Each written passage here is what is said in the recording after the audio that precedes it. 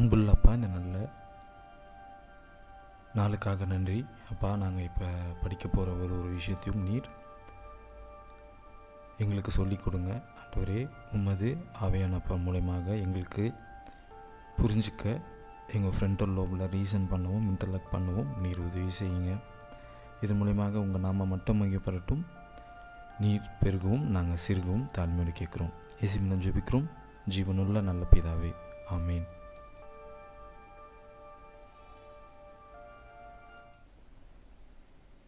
இன்றைக்கி நம்ம ஒரு முக்கியமான ஒரு டாபிக் பார்க்க போகிறோம். எல்லோரும் கேட்கக்கூடிய ஒரு கேள்வி, உலகம் எங்கேயோ நோக்கி போயிட்டுருக்கு, உலகம் அழிய போகுது, ஒரு எரிக்கல் இந்த உலகத்தை அழிக்க போகுது, அப்படி இப்படி நிறைய காரியங்கள் இருக்கும்.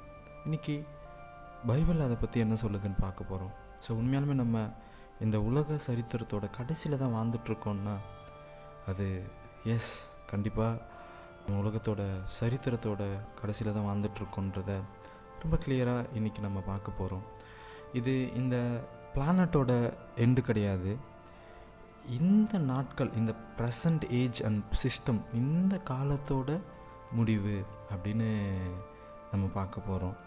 ஸோ கடவுள் பைபிளில் நிறைய காரியங்களை சொல்லியிருக்காங்க. அதில் ஆமோஸ் 3:7 ரொம்ப தெளிவாக கடவுள் எல்லா அழிவுகளுக்கும் ஒரு வார்னிங் செய்தியை, ஒரு மெசேஜை கொடுத்துட்டு தான் கடவுள் எப்பவுமே அதை நியாயத்தீர்க்கிறாங்க, அதுக்கு முடிவுக்கு கொண்டு வராங்கன்றதை நம்ம பார்க்க முடியுது. ஸோ இந்த உலகத்தோட முடிவுனா அப்படி என்ன? இந்த உலக சரித்திரத்தோட முடிவுனா அப்படி என்ன? மத்தேயு 24:3 நம்ம ரொம்ப தெளிவாக ஜீசஸ் அவரோட வார்த்தைகளாலே சொல்லியிருக்காரு. என்னென்னா, இந்த உலகத்தோட முடிவுன்றது ஏஜஸோட எண்ட் அப்படின்றத நம்ம பார்க்க முடியுது. ஸோ இந்த ஏஜஸோட எண்டுனா, இந்த உலக ராஜ்யங்கள், இந்த பாவம் எவ்வளோ நாள் இந்த உலகத்தை ஆளுகை செய்யும், மனிதர்களை ஆளுகை செய்யும், அதுக்கு கடவுள் ஒரு முற்றுப்புள்ளி வைக்கக்கூடிய முடிவு தான் இந்த உலக சரித்திரத்தோட முடிவுன்னு பார்க்குறோம். அது மட்டும் இல்லாமல் மனிதன் ஆளுகை செய்ததுலேருந்து கடவுளோட ஆளுகைக்கு, அவரோட ராஜ்யத்துக்கு ட்ரான்ஸ்ஃபர் ஆகக்கூடிய விஷயங்கள் தான் இந்த உலகத்தோட முடிவுன்றதை நம்ம பார்க்க முடியுது. ஸோ இந்த உலகத்துக்கு முடிவுக்கு முன்னாடி சில சயின்ஸ்லாம் சில அடையாளங்களை இயேசு கிறிஸ்து அவரோட வார்த்தையினாலே, அவரோட வாயினாலே சொல்லியிருக்காருன்றத நம்ம பார்க்குறோம். அது மத்தேயு 24 முழுவதும் அடையாளங்களை காட் இந்த கடைசி காலத்தோட அடையாளத்தை பற்றி சொல்லியிருக்காங்க. என்னென்ன அடையாளங்கள்னு பார்த்தீங்கன்னா, ஒரு நாட்டுக்கும் இன்னொரு நாட்டுக்கும் பகை உண்டாக்கும், அப்புறம் போரும் உண்டான செய்திகளை நம்ம கேட்போம், பஞ்சங்கள், கொள்ளை நோய்கள், பூமி அதிர்ச்சிகள்லாம் வரும், எப்பவுமே பயமும் பதட்டத்தோடு வாழக்கூடிய அந்த சூழ்நிலையை போக நேரிடும்ன்றதை இயேசு ரொம்ப கிளியராக சொல்லியிருக்காரு. இது உலகத்தில் மட்டும் இல்லாமல் ஒரு மனிதனோட பர்சனல் லைஃப்பில் அவன் அன்பு இல்லாமையும், அவன் சட்டத்தை கீழ்ப்படியாமல் ரொம்ப சாதாரணமாக மனிதர்கள் மத்தியில் அதிகமாக ஆகுன்றதை பார்க்க முடியுது. கள்ள போதர்களும் கள்ள தீர்க்கதரிசிகளும் எழும்புவாங்கன்றதை சொல்லியிருக்காரு. கிறிஸ்துவர்கள் கிறிஸ்துவை பின்பற்றாமல் உலகத்தை பின்பற்றக்கூடிய நேரங்கள், காலங்கள் வரும் அப்படின்றத சொல்லியிருக்காரு. இது எந்த ஒரு ஜென்ரேஷனும் ஃபாலோ பண்ணாதது. இதில் இருக்க எல்லா இதில் இருக்க ஒரு சயின்ஸும் நம்ம ஜெனரேஷனுக்கு அது ரொம்ப ஃபிட் ஆகக்கூடிய ஒரு விஷயத்தை பார்க்கலாம். சில நாட்களில் பூமி அதிர்ச்சிகள் வரலாம், அப்படி இப்படி நிறைய விஷயங்கள் வந்தாலும் இருக்கிற அந்த லிஸ்ட்டில் இருக்க எல்லா குவாலிஃபிகேஷனும் இந்த ஜெனரேஷனுக்கு மட்டுமே தான் அது சூட் ஆகும், ஃபிட் ஆகுறத நம்ம பார்க்க முடியுது. அது மட்டும் இல்லாமல் பைபிளில் தானியேல் தீர்க்க தரிசனங்கள் இந்த உலகத்தோட கடைசியில் ஒரு சின்ன ஒரு டைம் லைன் மூலமாக இந்த சரித்திரத்தோட எல்லாத்தையும் ரொம்ப அடையாளங்களும் ரொம்ப தெளிவாகவும் கடவுள் அவங்க பிள்ளைகளுக்கு சொல்லியிருக்காரு. உதாரணத்துக்கு பாபிலோன் ராஜ்யம் முடிந்து மேதிய பர்ஷிய ராஜ்யம் ஆளுகை செய்ததை நம்மளால் பார்க்க முடியுது சரித்திரத்தில். அதுக்கு அடுத்தது கிரேக்க தேசம் ஆளுகை செய்ததை பார்க்க முடியுது. அதுக்கு அடுத்த காலகட்டத்தில் ரோம் தேசம் இந்த உலகத்தை ஆளுகை செய்ததை பார்க்க முடியுது. அதுக்கப்புறம் 10 யூரோப்பியன் கண்ட்ரிஸ் வந்து டிவைட் ஆனதை பார்க்க முடியுது. இதுக்கப்புறம் எந்த ராஜ்யமும் எந்த எம்பையரும் இதை ஆளுகை செய்ய முடியாது. தெய்வனே ராஜரீகம் செய்கிறவராக இருப்பாருன்றத ரொம்ப கிளியராக தானியேல் 2:7 அதிகாரத்துலையும் பார்க்க முடியுது. ஸோ நம்ம ஸ்டில் அந்த டிவைடான ராஜ்யத்தில் தான் இருக்கோம். கடவுளோட ராஜ்யத்துக்கு இன்னும் ட்ரான்ஸ்ஃபர் ஆகலை. அது மட்டும் இல்லாமல் ஒரு குறுகிய காலகட்டத்தில் ஒரு அறிவு பெருக்கம் வரும்ன்றத தானியேல் 12:4 நம்மளால் பார்க்க முடியுது.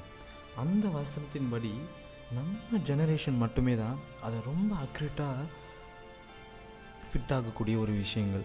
ஏஐயாக இருக்கட்டும், இன்டர்நெட், நம்ம எந்த உலகத்துக்கும் இப்போ பல மாதங்கள் ட்ராவல் பண்ணி போகக்கூடிய அந்த நிலைமை போய் ஒரு நாளில் சில மணி நேரத்தில் நம்மளால் கம்யூனிகேஷன் பண்ணவும் ட்ராவல் பண்ணவும் முடியுது.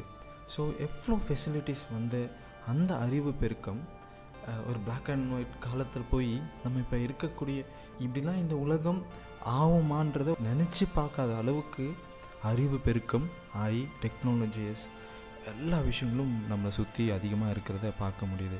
ஸோ அப்போ கடவுள் ஒரு நேரத்தையும் மனிதர்களுக்கு ஒரு டைம் லைனை கொடுத்து தான் அந்த விஷயத்தை பண்ணுறாரு. அவரோட கிருபை அதிகமாக இருக்கிறத நம்ம பார்க்க முடியுது. உதாரணத்துக்கு சொன்னோம், நோவா காலத்தில் 120 வருஷம் அவரோட கிருபையின் காலம் கொடுத்தாரு, அந்த ப்ரொபேஷன் டைம் கொடுத்தாரு.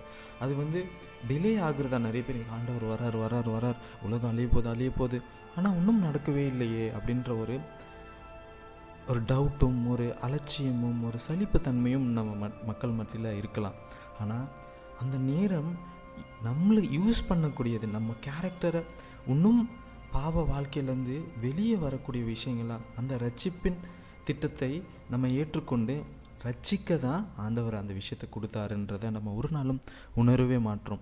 இஸ்ரவேல் ஜனங்களுக்கு 40 வருடங்கள் சுத்த விட்டாருன்றத நம்ம பைபிளில் பார்ப்போம். ஆனால் அந்த 40 வருடங்களும் அவங்கள ரீஃபைன் பண்ணுறாரு, அவங்கள புடமென்றாருன்றதை நம்மளால் ரொம்ப கிளியராக பார்க்க முடியுது சரித்திரத்தை.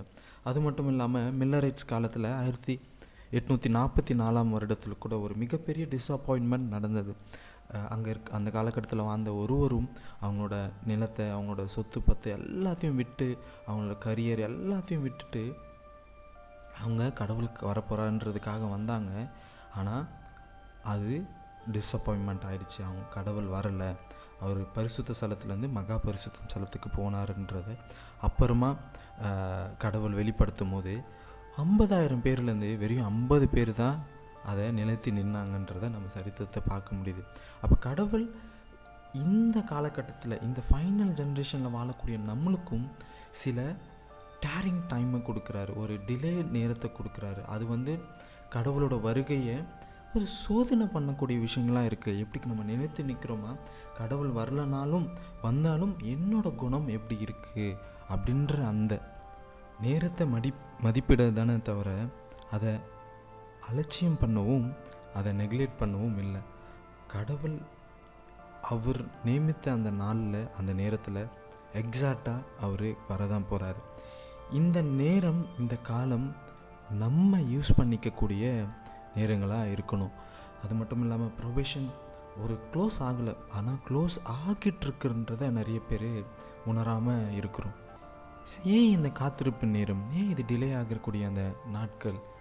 ஏன்னா கடவுள் அவர் நம்ம மேலே இருக்க அந்த அன்பு தான், அந்த நீடிய பொறுமை, அந்த குணம் தான் அவரை நாட்களை நம்மளுக்கு இன்னொரு சான்ஸ் இன்னைக்கு நாளைக்கு அப்புறமா அடுத்த வாரம் அடுத்த மாதம் அடுத்த வருடங்கன்றத நம்ம நாட்களில் போயிட்டுருக்கிறது ஏதோ நம்ம இன்னும் இந்த பாவ வாழ்க்கையில் ஊறி இருக்கிறதுக்காக கிடையாது. கடவுள் கொடுக்கக்கூடிய அந்த வாய்ப்பை நம்ம பயன்படுத்திக்கக்கூடிய நேரங்கள் தான் இருக்குது. இந்த சுவிசேஷம் குட் நியூஸ், அந்த நற்செய்தி, ஆண்டவர் வந்து நம்மளை ரட்சிக்க பிறந்து மரித்து உயிரோட அவர் பரலோகத்துக்கு போய் இப்போ பரிந்து பேசிகிட்ருக்காரு. அந்த நற்செய்தியை மக்களாகிய நம்ம ஒருவருத்தரும் அதை ஏற்றுக்கொண்டு நம்மளோட குணம் அதன்படி வெளிப்பட கடவுள் ரொம்ப விரும்புகிறாரு. இதுதான் இந்த ஃபைனல் மெசேஜ். நம்ம ரெவலேஷன் 14 பார்க்குறோம்ல, அதுதான் மிகப்பெரிய வார்னிங் மெசேஜ். தேவனுக்கு பயந்து அவர் நாமத்தை மகிமைப்படுத்தணும். நாமன்றது அவரோட கேரக்டர். அவர் கேரக்டரை நம்ம மூலியமாக ரிஃப்ளெக்ட் பண்ண மாட்டோமான்றதை ரொம்ப அவளோட கடவுளும் பரலோகமும் வெயிட் பண்ணிகிட்ருக்கு. ஸோ இதனால் நம்ம ஒரு டேட் செட் பண்ணுறோமா, கடவுள் இப்போ வராரு, அடுத்த வருடம் வருடாரு, இந்த வருடங்களில் வர, இந்த மாதத்தில் வர. இன்னும் நம்ம டேட் செட் பண்ணல.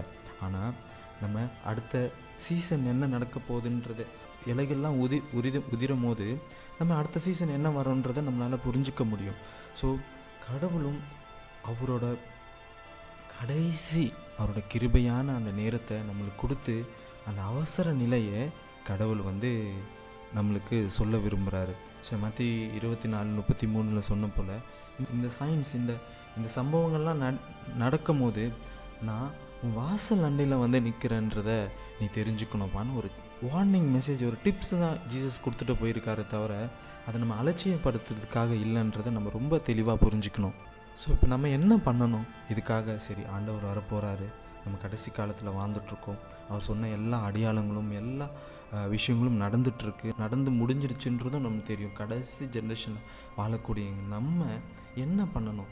அதை நம்மளை சுற்றி நடக்கக்கூடிய விஷயங்களை வாட்சர்ஸ்ன்னு சொல்கிறாங்க. நம்ம நிறைய டைம் வாட்சர்ஸாகவும் டூவர்ஸாகவும் இருக்கணுன்றத கடவுள் ரொம்ப விரும்புகிறாங்க. நம்ம அதெல்லாம் பார்த்து நம்மளை என்ன காலகட்டத்தில் வாழ்கிறோம் நம்மளை ப்ரிப்பேர் பண்ண நம்ம தயாரிடணும். நம்ம பாவத்திலேருந்து ஓவர்கம் பண்ண, அதை பாவத்தை ஜெயிக்க ஆண்டவர் எப்படி ஜெயித்தாரோ அதே பலத்தோட, அவரோட பலத்தோட, அதே குணலட்சணங்களோட நம்ம உலகத்தாருங்களுக்கு நம்ம கடவுளோட கேரக்டர், அவரோட குணம் எப்படி இருக்கும், கிறிஸ்தவர்களான நம்ம கிறிஸ்துவை எப்படி பிரதிபலிக்கிறோன்ற அந்த விஷயத்தை கடவுள் உலகத்துக்கு சொல்ல விரும்புகிறாரு. அதன் மூலமாக அவர் கொடுக்கக்கூடிய அந்த உண்மையில் நம்ம சீல்ன்றது நம்ம ஒரு பர்ஃபெக்ட்.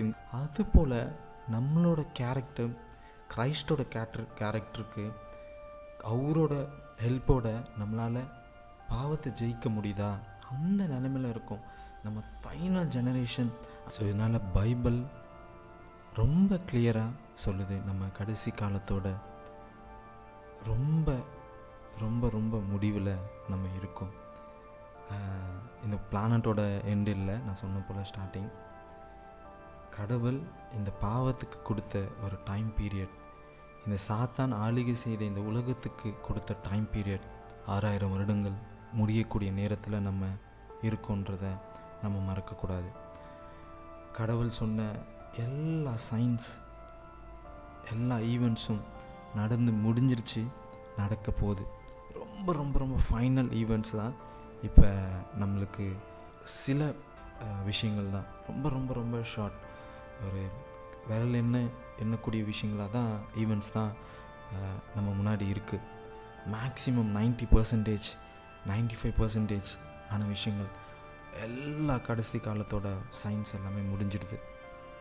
நமக்குள்ளே இப்போ ஒரே ஒரு கேள்வி தான், நம்ம ஹெண்டுக்கு வந்துட்டோம் அப்படின்ற அந்த கேள்விக்கு பதில் கிடச்சிருச்சு. ஸோ ஒன்றும் இல்லை, இதனால் என்ன நான் முடிக்க வரேன்னா, நம்ம ஆவிக்குரிய வாழ்க்கையில் ரெடியா அப்படின்ற அந்த ஒரு விஷயத்தோட நம்ம இந்த நாளில் முடிவெடுப்போம்.